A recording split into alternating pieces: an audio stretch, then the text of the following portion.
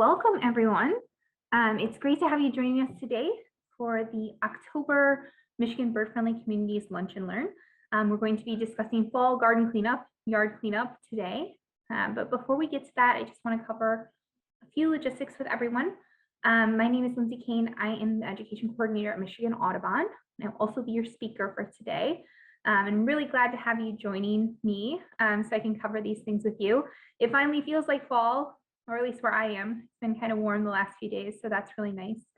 So there are two ways that you could be joining us, either through Zoom or through Facebook. If you're joining us through Zoom, feel free to use the chat or the Q&A box to submit any questions that you might have. I'll try to answer those at the end.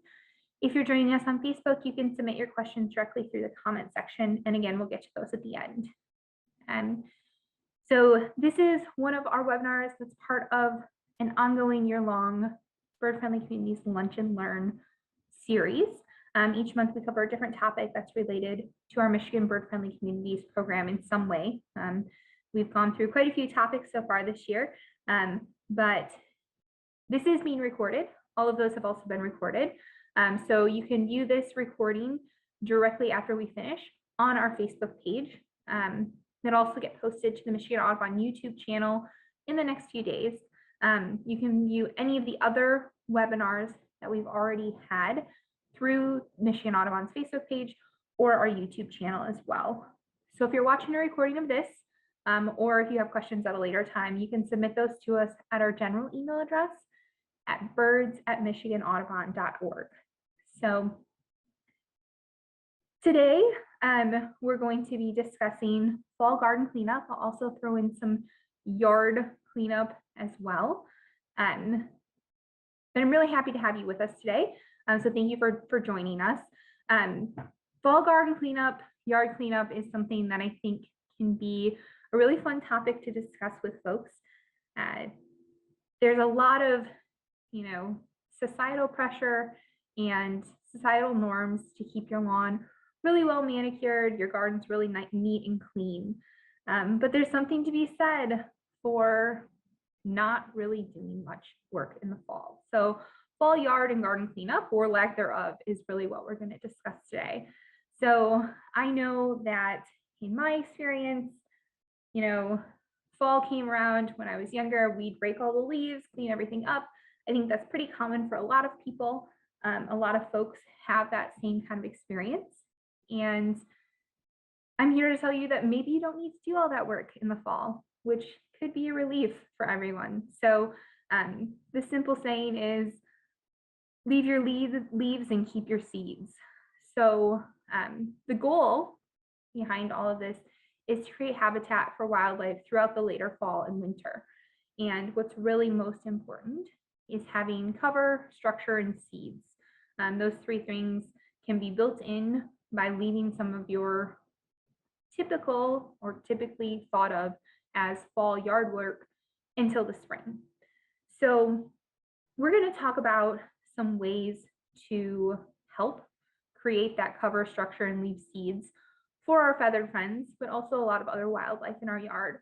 Of course, birds are going to be kind of my focal point here, but this is important not only for the birds, but for other organisms as well. Insects, other small mammals, and even the health of your yard and garden in the future. So I'll talk about some things that you might not want to do and some modifications if you maybe still feel the need to do them, and then discuss when the best time is to actually do your cleanup for the year.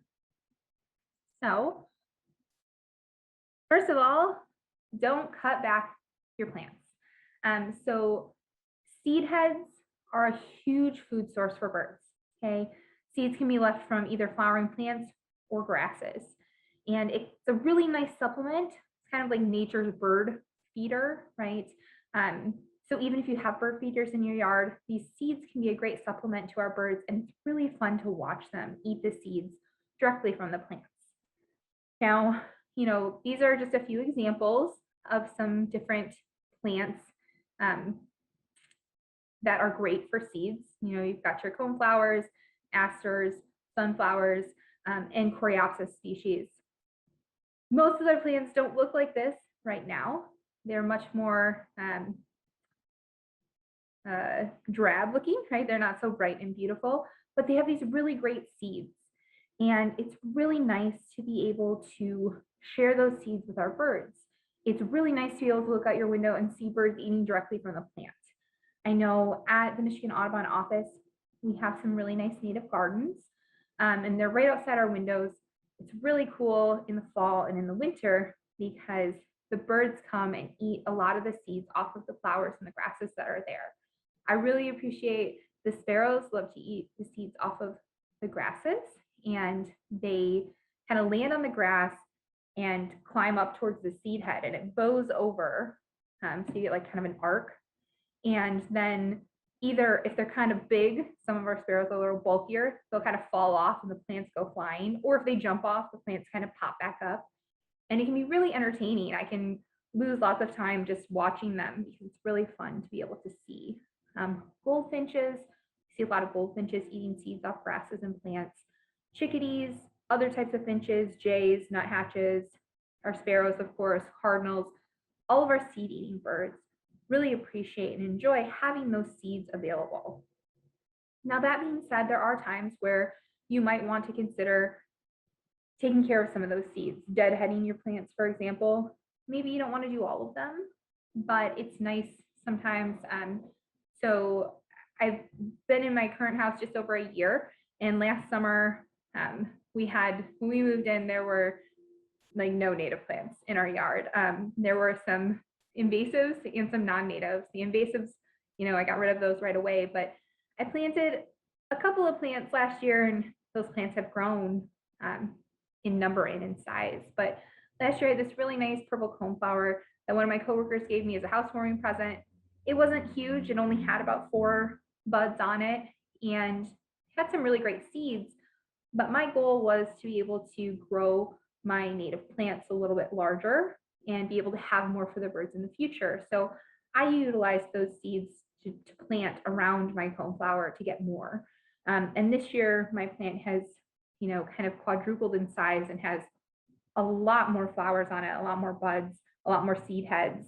And so this year, I might use a couple of those to plant in other places, but there's a lot more for the birds to be able to enjoy. And I'm really looking forward to seeing them do that. So, sometimes it's worth utilizing those seeds to plant more plants or to trade plants with others. I also just got some seed heads from my mom to be able to plant some more flowers in my garden. So there's kind of a cost benefit to that. It's great to be able to leave them for the birds, and hopefully you can do both, leave some for the birds and also utilize them yourself. But really helpful in being able to watch the birds in your yard as well. Stems are also a great place for bees to take cover and overwinter. So stems are hollow once the plant isn't using them anymore, which is great. A lot of our native bees utilize those open holes to kind of hibernate for the winter.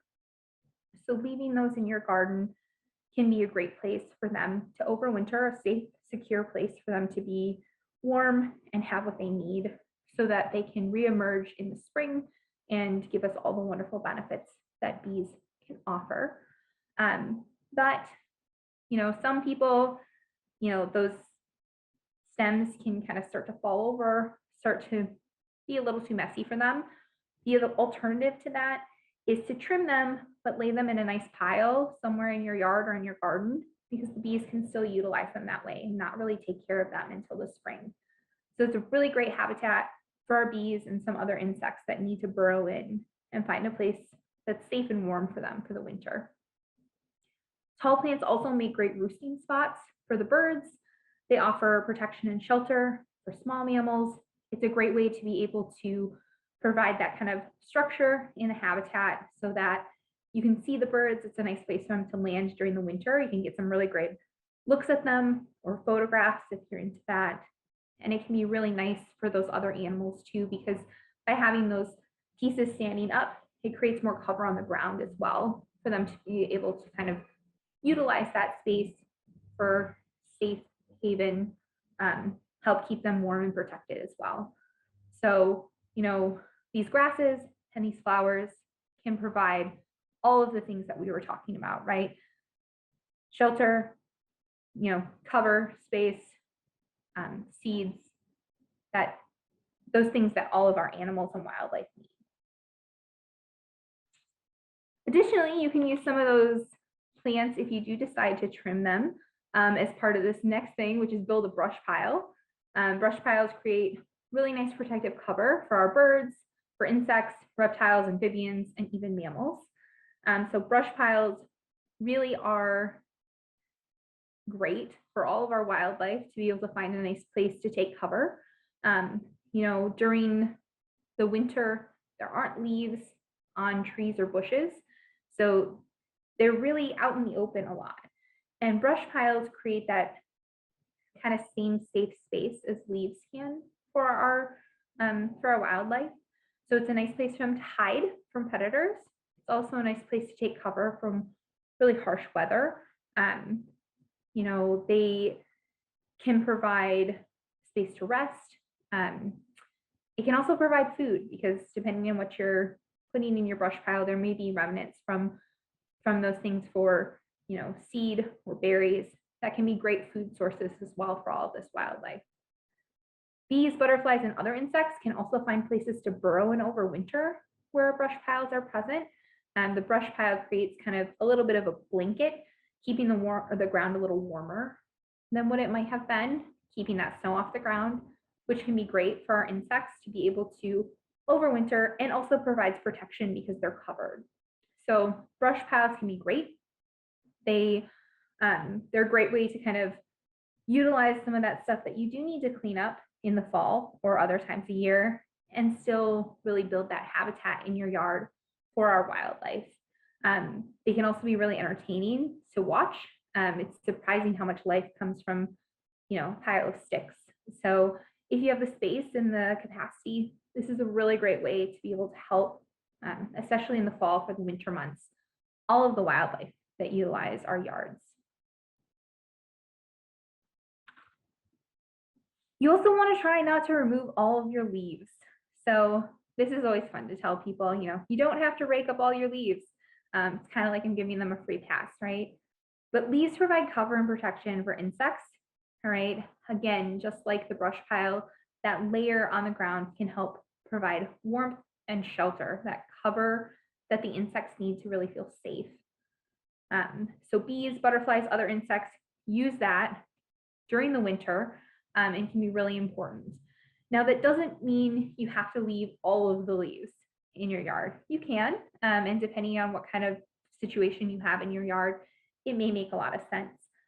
But if you have too much cover on the ground, a lot of people get concerned about the health of their lawn, or get worried about, just what that's going to do to their native spaces. So it's suitable to remove some of your leaves. You can create small leaf piles around your property.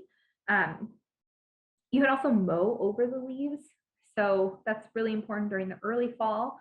So we haven't hit a point yet where a lot of our leaves have fallen.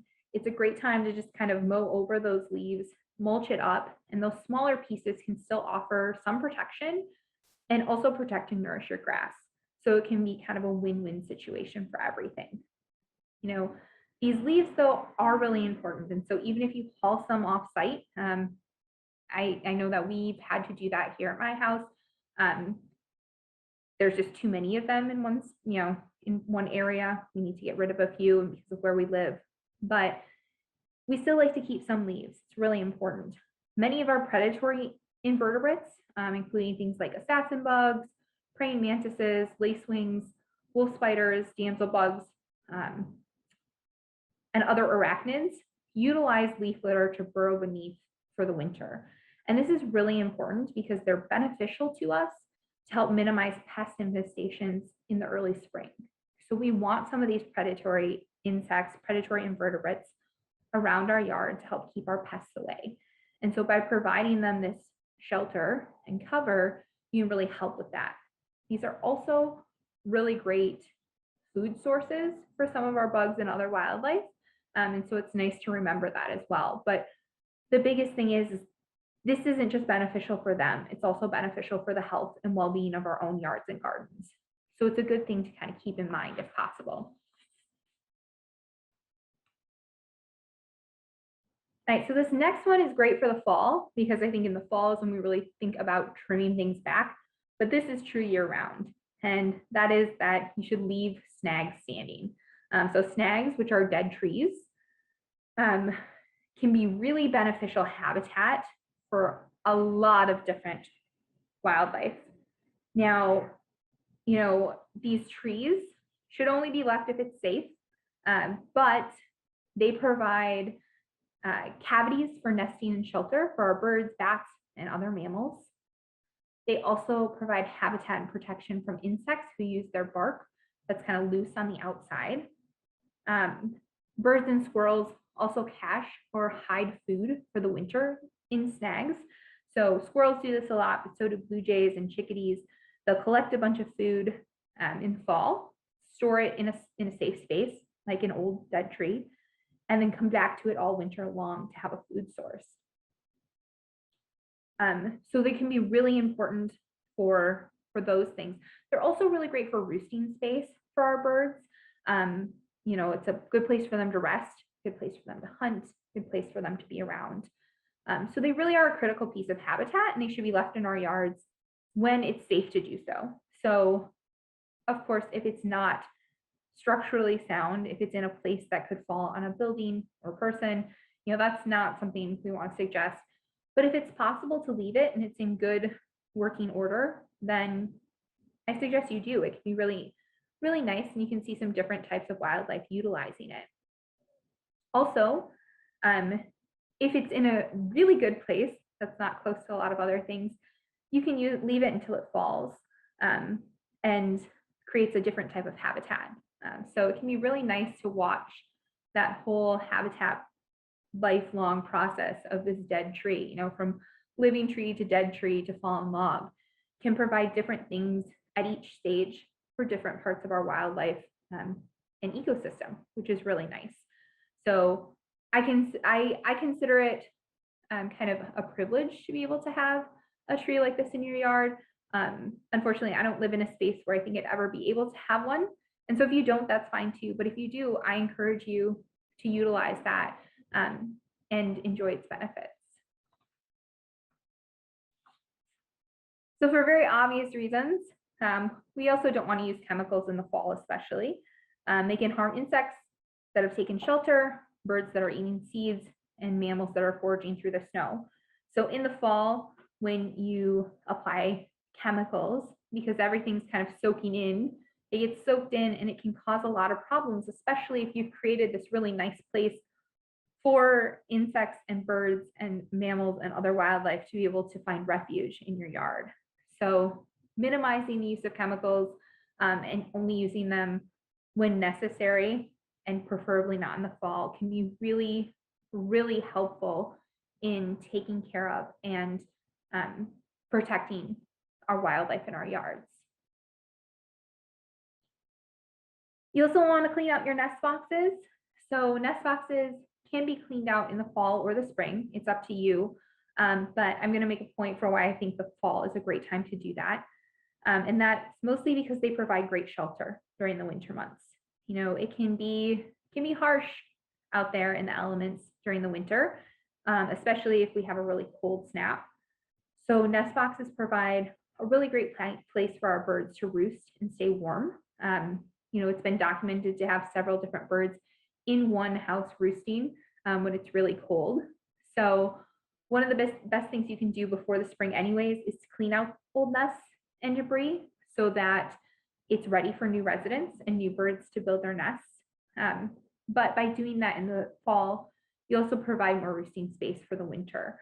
And so I think it's a really great opportunity to take advantage of for the fall. The other thing is, not only birds will use nest boxes for shelter, small mammals may also, and of course they need a safe place too. But one of the ways that you can kind of help keep it open more for birds instead of things like mice is to clean it out, because when it's open and empty, it's a really great place for birds, and mice will likely look for a different place to take shelter. That's not always true, and so they may need to be cleaned out again in the spring. But in my opinion, I think it's worth it to have that extra space available for our birds during the winter.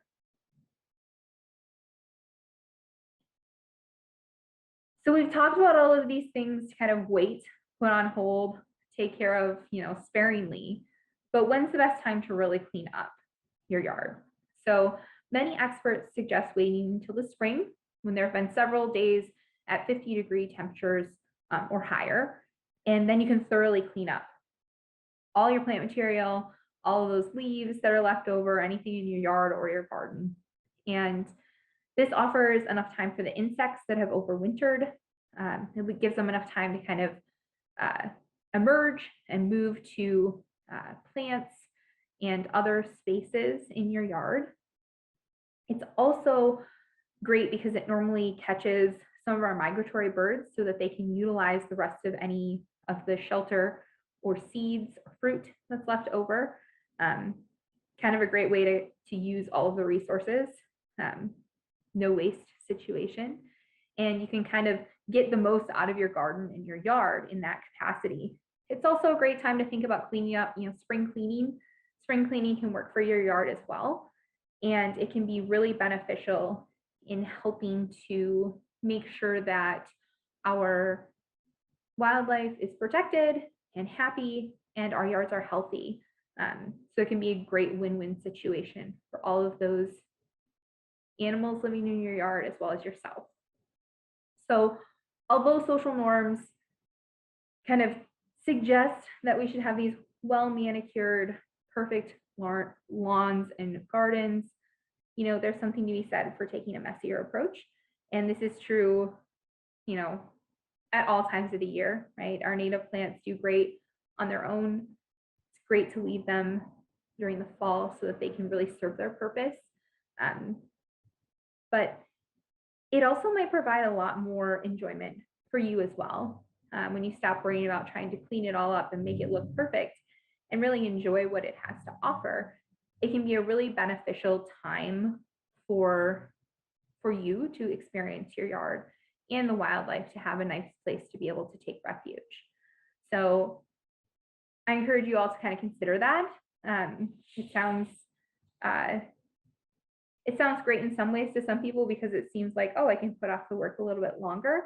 And it sounds great in other ways to others because they're really helping wildlife and that's their goal. So there's lots of ways to look at why you should delay some of your fall cleanup.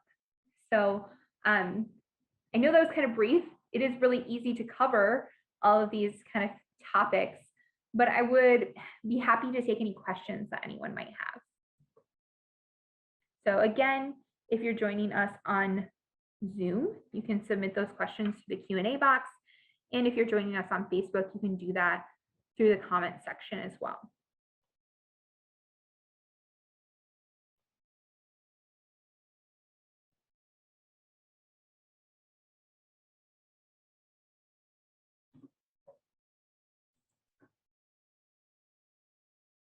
Okay, so I do have a first question. Do monarchs need milkweed in the fall? So we're getting a little late in the season for that. Most of our monarchs have started migrating. They've probably utilized most of the milkweed that's available to them. So now it's not as big of a concern. Of course, if you have it, I would leave it for them, but no need to be worried if you don't have any more. They're pretty much kind of moved on from this area at this point in time.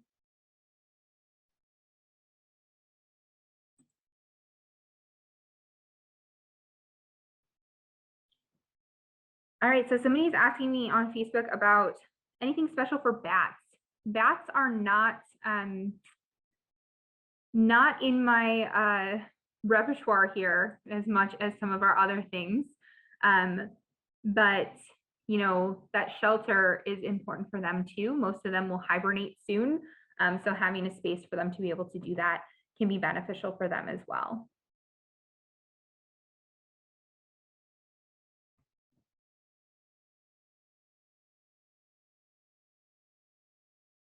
Any other questions?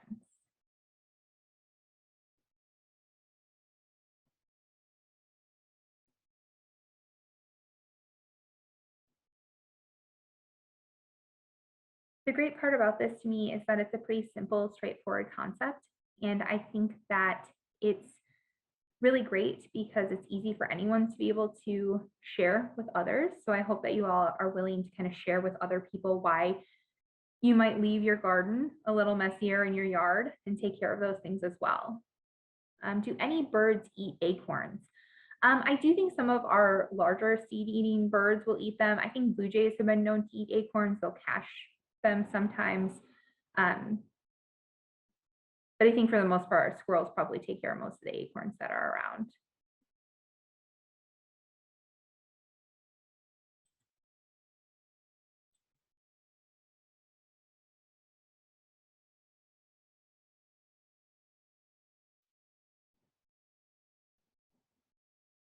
So yeah, I appreciate you all joining me, and I hope that you're feel compelled to share some of these things with others as well.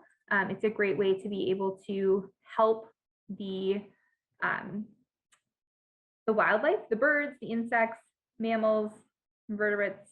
I said that already. Sorry, reptiles, amphibians, all of the wildlife that are in our yards, in our gardens. It's a great way to be able to help them and offer some, great habitat and great experiences, not only for them, but also for us. So thank you again for joining us, and feel free to share this presentation with others, share the information with others. We will be back next month with another topic. Next month, we'll be discussing cats and birds. So I hope you consider joining us for that. You can also review all of our other Lunch and Learns from this series on the Michigan Audubon YouTube channel or our Facebook page. So I encourage you to do that as well. But I thank you all for joining me today, and I hope you enjoy the rest of your afternoon.